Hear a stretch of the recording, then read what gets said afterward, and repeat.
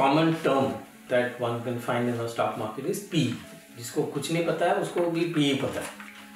तो people normally feel, investors normally feel that the high P represents something danger and low P represents reward. तो high P riskier because the stock is very expensive. Conversely, जो P अगर कम है तो वो सस्ता है. ऐसा कुछ है क्या? Is it something like this? कि इसमें आपका क्या है? It depends on individual stocks.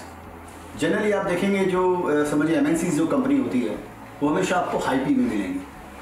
क्योंकि इसके लिए हाई पी में मिलती है कि उनके अंदर में एक तो क्या कंसिस्टेंट ग्रोथ रहती है उनके अंदर में, या उनका मैनेजमेंट की जो क्वालिटी है वो प्रूवन है. तो लोग जानते हैं उन कंपनियों का 50 साल 100 साल का उनका इतिहास है, या नहीं है तो US में है, यूरोप में जहाँ भी है.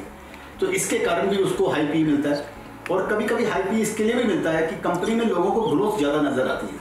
कि फॉर एग्जाम्पल अगर कोई कंपनी 30% की ग्रोथ कर रही है ईयर ऑन ईयर, तो वो शेयर आपको 10 के पी में नहीं मिलेगा, या 15 या 20 के पी में भी शायद आपको नहीं मिलेगा.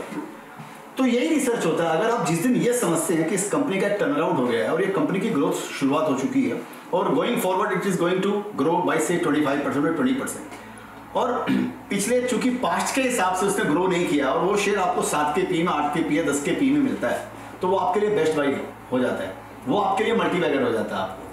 तो ये पी का जो डिसाइडिंग फैक्टर है वो उसकी ग्रोथ के पीछे में. और कभी कभी टर्नअराउंड जो केस होता है कि समझिए कोई मैनेजमेंट है जिसके अंदर में लोगों को उसका कोई प्रूवन नहीं है, या उसका जो प्रोडक्ट है वो भी कोई प्रूवन नहीं है, या कोई कंपनी और तो उसका और उसने कभी पीछे ग्रोथ भी नहीं दिखाई है, तो उसका जो पी है आपको कम भाव आपको मिलेगा. उसका हो सकता है 10 के नीचे नॉर्मल मार्केट में. अभी तो चलिए अभी तो हम एक तेजी के बाजार में, तेजी के माहौल में, ऑल टाइम हाई में अभी हैं, तो वहाँ तो आपको इतने सस्ते पी नहीं मिलेंगे. तो आपको आगे की ग्रोथ समझ कर उसको पी को डिस्काउंटिंग करना.